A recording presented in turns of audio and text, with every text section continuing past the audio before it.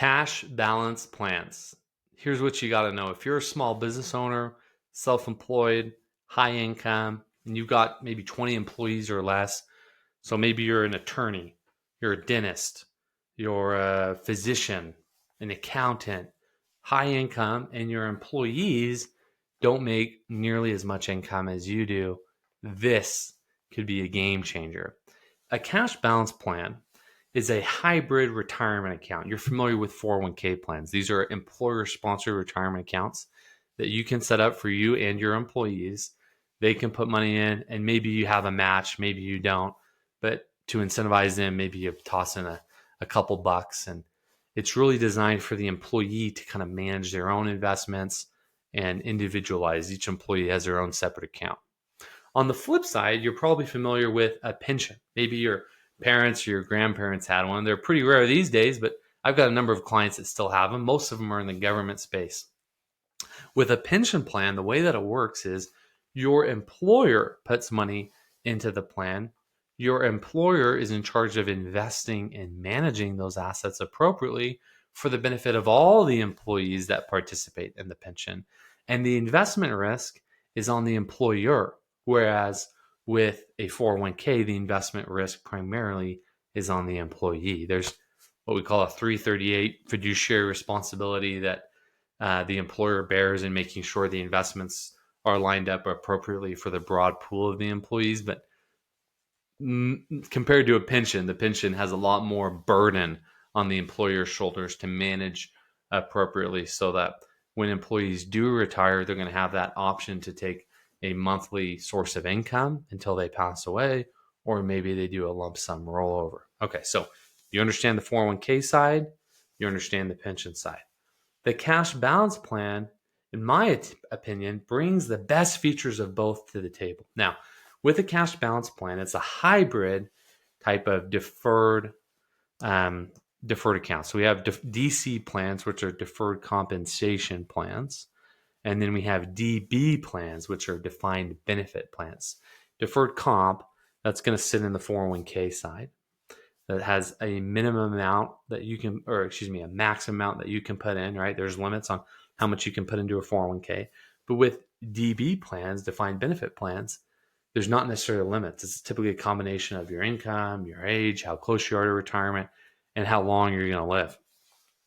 So this is a blend of both features. You oftentimes will set this up in connection with a 401k that's already existing, or maybe in connection with a profit sharing plan.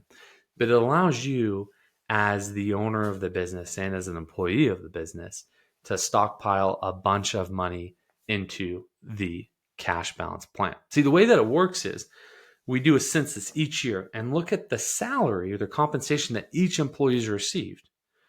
And if you're up here making a bunch of money and all the employees are kind of down here, which typically is the case within many of these professional practice businesses, then you can give your employees, because you're already giving them a match within the 401k. If not, we're going to set that up before we do the cash balance plan, or at least some profit sharing, feature. So they're getting money, so it's fair and it meets testing requirements for there's some laws on this. I won't get too nitty gritty with you, but the IRS has laws within the tax code. And then we have laws from ERISA, which is employment law. So as long as we check the boxes on those, then now you, as the highly compensated employee of the business, can put an enormous amount into the cash balance plan. Like I mentioned in a previous example, we had the option where I was working with an individual. It was a husband and wife. I think they had one or two employees at the business, and they were bringing in around $900,000 in profits after they paid their employees and themselves. And they wanted to reduce their taxable income significantly. They're in their mid-50s. Well, this was a perfect opportunity for them because they could set aside $300,000 from their income from the business, put that into a cash balance plan, reduce their taxable income $300,000, both at the federal and the state level. And they lived in California. I don't have to tell you, they saved a bunch of taxes by doing that for California state income tax. Defer that into the future. And then when they retire and they take money out of the cash balance plan, just like with an IRA or 401k, it will be treated as taxable income then. The money within the cash balance plan is invested. and you can grow it. And you're in control as the owner of the business. So we can invest it just like we would your 401k, or we can be more conservative, whatever we want. There's a few core features on this. Typically, we'll peg it to a specific interest rate. The Federal Reserve has interest rates, or the IRS publishes them. And so we can kind of peg it right there. We can take the money out. There's still the same 59.5 limitation if you want to pull distributions out of the cash balance plan. If, let's say, one of your employees participates in the plan and before retirement they leave and go somewhere else, then they can roll over their portion of the cash balance plan into an IRA. It's pretty common for cash balance plans to be open for somewhere around 5, 6, maybe 7 years. It's pretty rare that we'd see a cash balance plan for longer than 7 years, unless it was part of a large employer or a large business or organization. With cash balance plans, oftentimes, once we open it up, stock away a bunch of money, get those big tax deductions, then typically the plan will end. Oftentimes that correlates with when you retire. Maybe you sell the business, maybe you take a step back and you bring on a junior partner or something like that to kind of manage the operations, and you're not recognizing much income for tax purposes, but oftentimes it's kind of in that range. We'll roll those out to the IRA, or we could potentially roll it to each individual participant's 401k plan as well at that point. They're a little bit more expensive to administer than just like a simple IRA or a SEP IRA, but they're kind of on par with a 401k. When we open up cash balance plans, we're going to use a few individuals. So we're going to have a record keeper. We're going to have a third-party administrator, just like you would with really any other employer-sponsored retirement plan, 401k, 403b, that kind of space, or pension plan. And we're also going to have somebody come in and make sure that we are checking the right boxes from a compliance standpoint. Oftentimes, we'll just adopt a pre-existing or pre-approved retirement plan that already has the blessing of regulators on it, so we don't have to go through the hoops of getting it, all approved. And you're going to pay a record keeper, typically a third-party administrator, for that service. Oftentimes, it's kind of like a one-time fee. For most folks that kind of have 20 employees or less, we're looking at setup or startup costs of somewhere between $4,000 to $6,000 for the cash balance plan. And if we're doing the 401k, doing that as well, kind of in that same range. And then ongoing maintenance, it might be closer to like $3,000 to $5,000 from year to year. We're going to use an actuary as part of this process too, to make sure that we're funding right amounts. Because remember, with 401ks, there are limits on how much you can contribute. But with cash balance plans, and defined benefit plans, which are kind of in the same bucket there, it's not based on annual contributions that are limited, but rather the projected ending benefit of each participant in retirement. And we've got certain rules we need to follow. But if you're highly compensated and you're the business owner, then we got a lot of runway. I mean, it's not uncommon for us to see contributions into just the cash balance plan alone, outside of the 401k that we're doing as well. Typically, it's not uncommon to see 100, 200, 300,000, maybe even up to $350,000 per participant. In that example, it was a husband and wife. And so for the husband, we parked 300,000. I think for the wife, it was like 100, 150. She wasn't as involved in the business. And so, we kind of have to make sure we're crossing the T's and dotting the I's, because last thing we want is any headache with regulators on this. With cash balance plans, you got to go into it from the beginning saying, hey, this is a long-term commitment. Like, we are going to commit to saving and investing in this plan. It's not like a 401k as much, where you can kind of change your mind, where if profits or cash flow is down or money's tight, you can say, hey, we're not going to make a matching contribution to the 401k, or we're not going to make a profit sharing contribution. You got to be committed. And the IRS and regulators want to see that long-term commitment from the beginning. You also need to have a viable reason for why you're ending the cash balance plan at the end. But if you're working with the right professionals, they can make sure that you have the documentation in place, so you don't have to worry about that. Cash balance plans are extremely powerful. You can use a CPA to help administer them, but I'd recommend you work with an actuary, either who's on their own and exclusively works with retirement planning, or with a third-party administrator that has them in-house.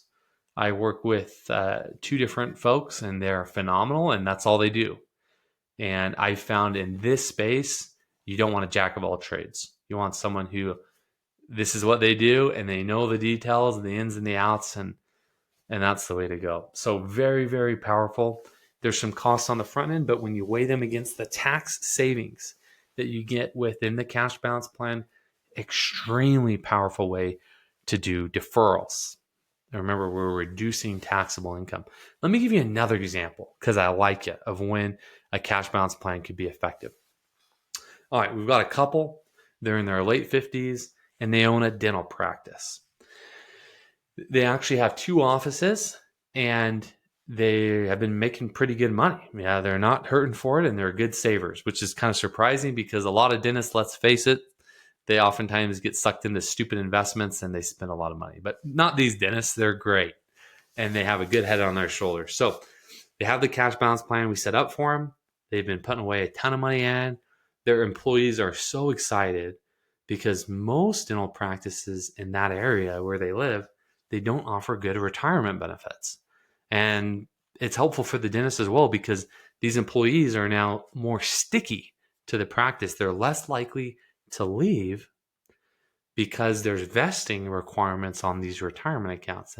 And this dentist for them have said, hey, let's do a 2-year vesting schedule on their retirement plan, especially with the 401k, so that if employees leave before they've hit their 2-year anniversary, they don't get any of the match. And employees are more likely to stay, not just because of the vesting schedule, but because they know that in this case, their employer really wants them to succeed for the long term. They've set it up. They just hired a junior, like a first year or second year, right out of dental school. They're paying them a little bit. They got an associate on, and their goal is to kind of sell the business within 5, 6, 7 years. We'll see what happens. Sometimes it tends to stick around for longer. So we put the money in the cash balance plan. They retire. They sell the practice. They in the cash balance plan right before they sell. They take the money that was in their cash balance plan, roll it to an IRA. They sell the business, 401k, they take that, they roll it to an IRA. So now, especially in these last few years where their income's been really, really high, they've deferred a bunch of income. They're now retired. What do? Roth conversions like crazy. At least between when they retire and when they file for Social Security or when they have, RMDs kick on or required minimum distributions, which for them was the age of 73. So in between this window of time between when they retire and that age, their income's low. In fact, it's almost nothing. They got a rental property, so there's a little bit of income there. But we're able to now, once we make sure they have enough cash flow to live on, we can move money from those pre-tax retirement accounts from the cash balance plan that's now in the IRA or the 401k that's now in the IRA. We can move it from the IRA to the Roth in strategic, specific amounts, lock it in at a much lower tax rate because they're retired, their income's lower. Lock it in a much lower tax rate than it was when they were in their 50s, making all kinds of money. And now they're generating tax-free cash flow in the future. It's a great retirement planning strategy. When we do cash balance plans in connection with Roth conversions, it's dangerous. It's so powerful. Now, cash balance plans are not for everyone. I have a client with a cash balance plan. He's in his young 30s. It's working for him. It's fine, but he's not able to park $300,000 because based on his years of working and his lifetime expectancy, the laws prevent him from putting that kind of money in. The older you get, the more you can put in. The higher your income, the more you can put in. But like I mentioned in that example with the dentist, he was older. A lot of the dental assistants and the hygienists were kind of in their 20s and 30s. He was able to put less in for them because they still have a long time before they're going to need the money. And it's expected the money in the cash balance plan would grow at some assumed interest rate. Whereas because he was older, he's able to put a lot more in. So it's not for everyone, but in the right situations, cash balance plans can be extremely powerful tools. My name is Rizik. If you enjoyed this, you're going to love my new book, Finance on the Fly, Simple Strategies to Build Lasting Wealth. The Finance on the Fly podcast is for educational purposes only. Any ideas presented are not intended to be personalized financial, tax, or legal advice and are provided for informational purposes only. Rizik is not rendering or offering to render personalized investment, legal, or tax advice through this content. Investing comes with risk, including the risk of loss.